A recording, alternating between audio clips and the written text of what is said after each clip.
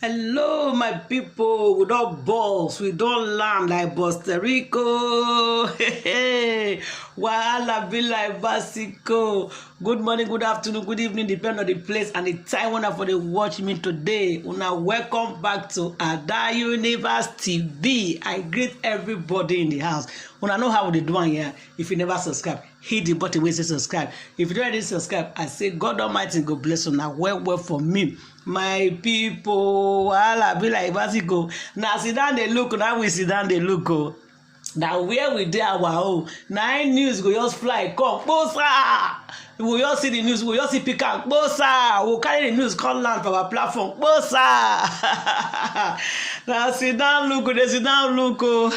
Month of October 2021, you no go finish. Oh, hey! It be like say this month of October 2021, let's make it not finish because this month of October, the kind news when you carry for our border Nigeria is too much, my people. Sure. Hey, Cubana chief priest. Hi, Cubana chief priest, don't cry. Come out, my people. This one pass out. Hey, Cubana, don't cry, come out. Oh. Cubana say na a fellow man do and this why he not believe say na so he go be. Oh. Cubana chief priest una no don't cry, come out for his Instagram page say Maria Bibi Nigeria don't take his sister husband from Mamo. My people, story plenty. I don't fit tell una before. Make una dey pray. Make woman wey ikpekus dey hot no go sleep with una husband. Cubana chief priest don't cry, come out, my people. A friend where they call Kevi, the Bibi Nigeria babe with the friend na Maria. They say the girl don't claim that man. He don't claim man. So the man no want take I see wife. Hey, whoa. Wahala be like Basico.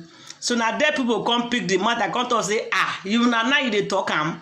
Even in time when he did for inside Big Brother Niger, he won't call somebody name. I go put the small click. Make una say am. I say mistakenly they call the person Kevi.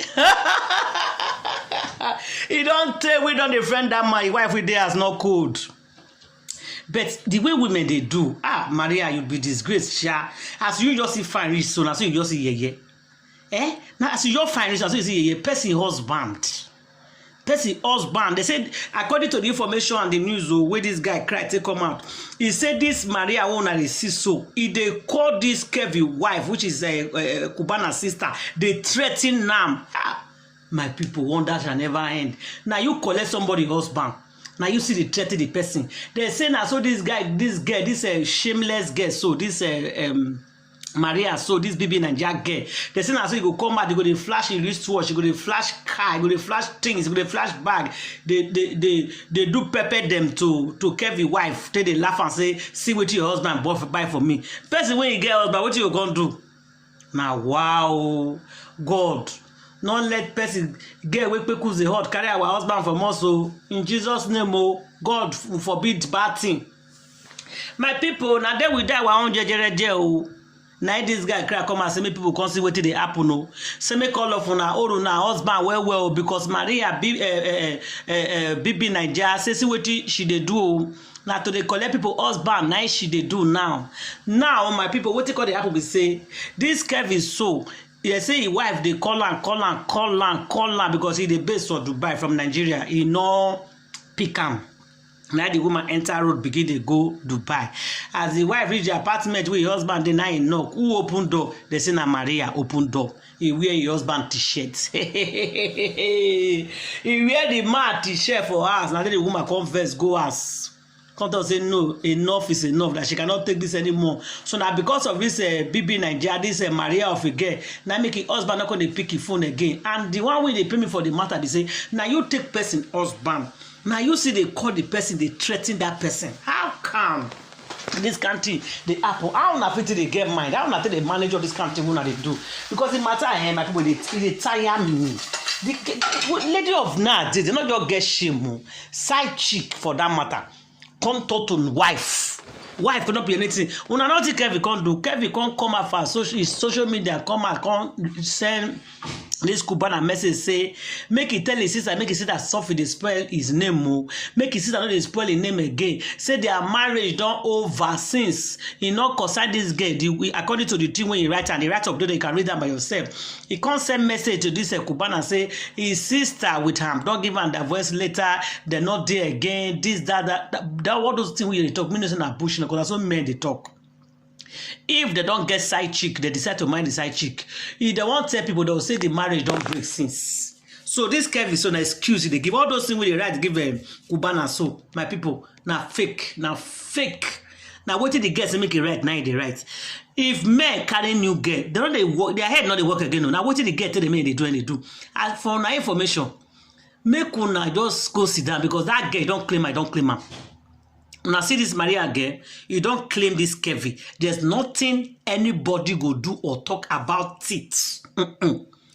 He must marry that guy. That's it. And that guy, don't forget his wife. No matter what you they talk, he don't leave her. But according to the information, that say he don't divorce. But this guy, this Kevin of a guy, come and call the talk, say he and his wife get problem. They don't already separate since. Say they're no longer there together. Before he called the friend this girl, this, that. Cubana come and say, na lie, yo. Say that part na lie because the thing will make them separate. Now, when the wife, they call her, he no pick. When the wife can't go Dubai.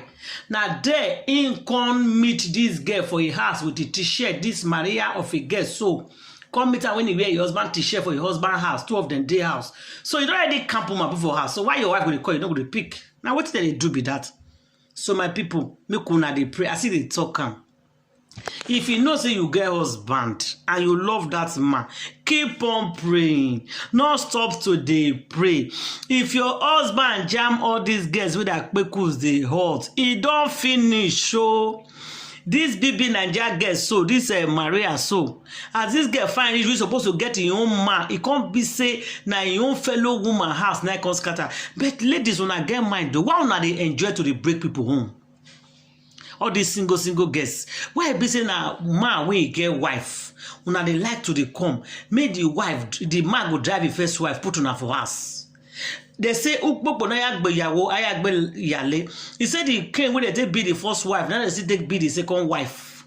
My people, come as you drive this one, so what if another girl can't drive it after when you don't born pikin? Because this woman, according to the information, he born girl, he born boy for this Kevin. And at the end of the day, this Kevin with his wife separate because of side chick. But me una dey try you. Obi Cubana. He talk say he don't know why Kevin do like this. According to his write-up, when he write for it, they say all the old men, all they cheat, they do everything where they do. Say bet none of them don't drive their wife or they disrespect their wife the way this Kevin say they do and so. He say me not let anything happen to his sister, because if anything happened to his sister, they call me there for that Dubai. My people, this matter is long. This matter is never finished at all. But my brother, some people they blame you because I read the comments when he did the way they say you join and spoil your sister home because say you and your sister. I thought to chief priest now they thought to they say you and that Kevin, so now two of them they carry women up and down.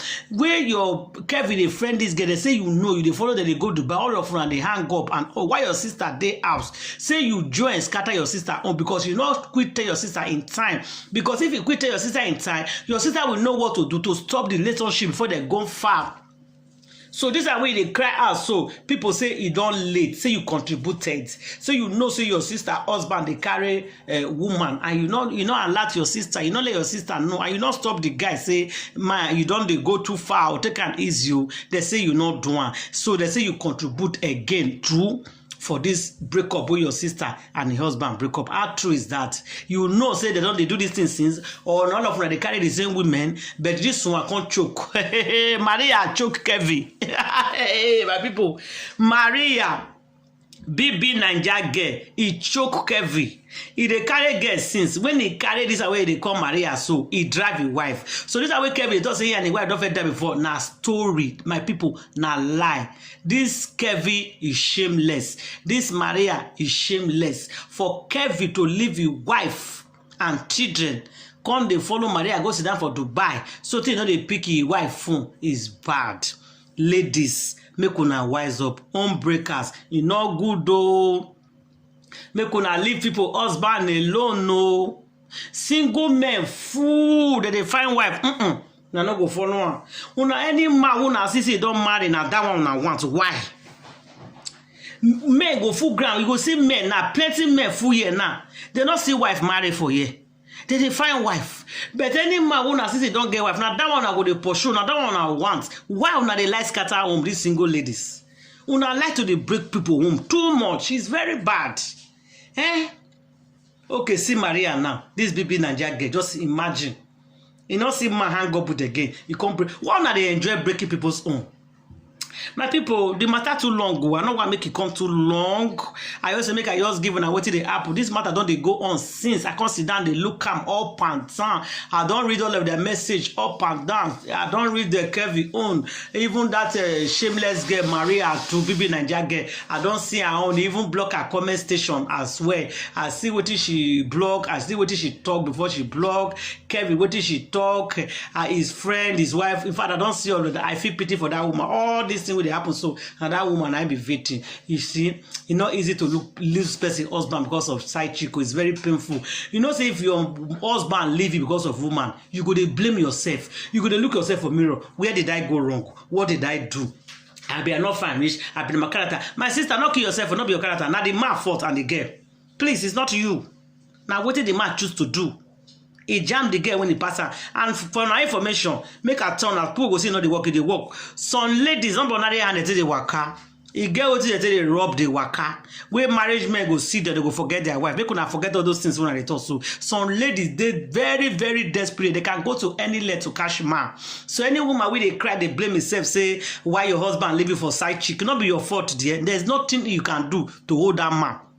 If you don't lose them for that side chick, so what you go they pray before you go up and say they pray make your husband not go jam bad girl. If you jam bad girl, is gone, my people. Now they are talking rich. I don't draw my curtain for here today. When I go see me for the next video, I beg my people gonna leave a comment for the comment station, and I beg make una see they follow me, they share my video. When I see what BB Naija do this Maria of a girl, see what he do to Chief Priest sister. He don't scatter the woman own. They don't finish, they don't divorce, they don't finish. So my people, I go live on here. I go see you again for my next video, guys. Thank you and God bless. Bye. One love.